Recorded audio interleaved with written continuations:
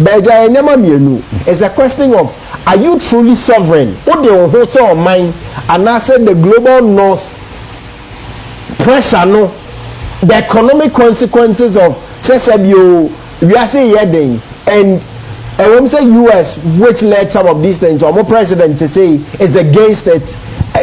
For me, which is even supposed to be a plus, because on my idea in campaigning some of these rights, they have their president and some of their states against this. So this is your best opportunity to entrench this philosophy for you as a people.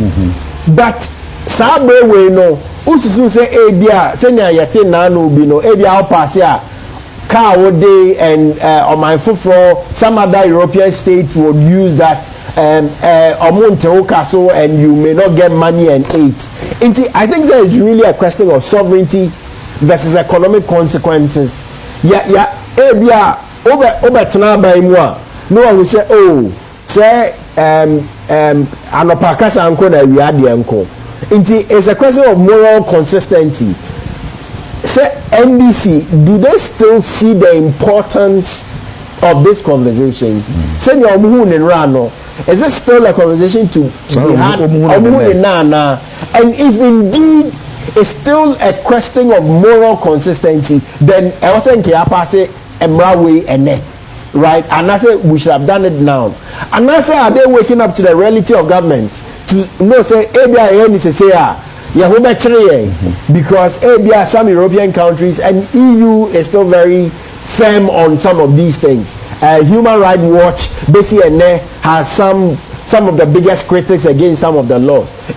Are they waking up to the reality? Let's face the realities.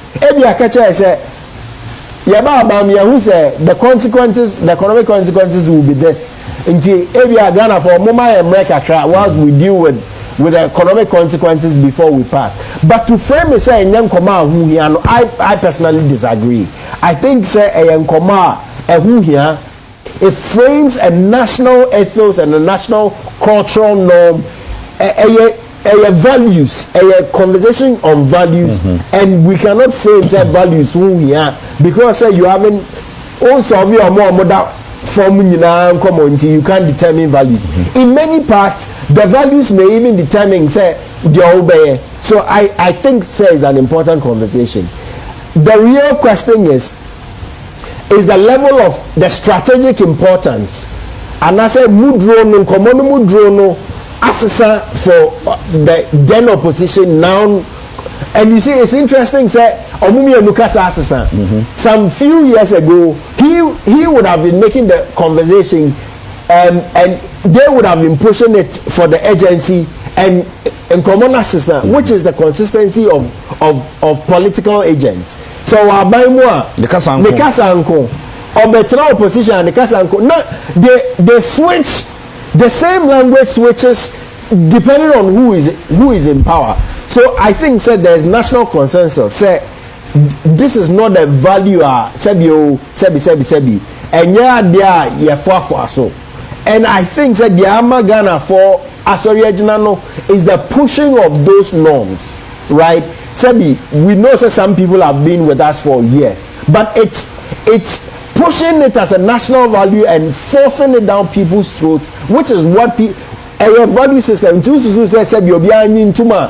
They also do their advocacy. They also push those rights.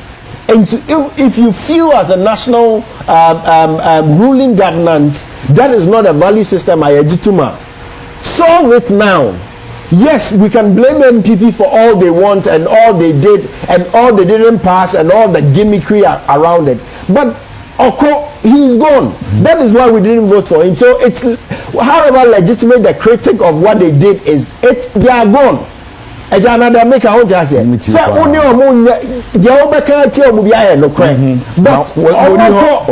so the point is channel it into, if you truly believe setting those moral conversations and national norms are important, do it now.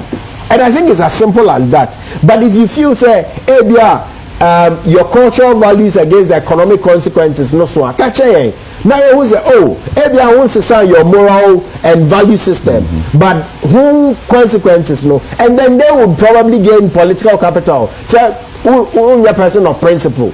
But I think that politicians owe us the truth and some consistency. To me maintain consistency. Na kano krano say oh abusafo me sisa no say na meji di bad.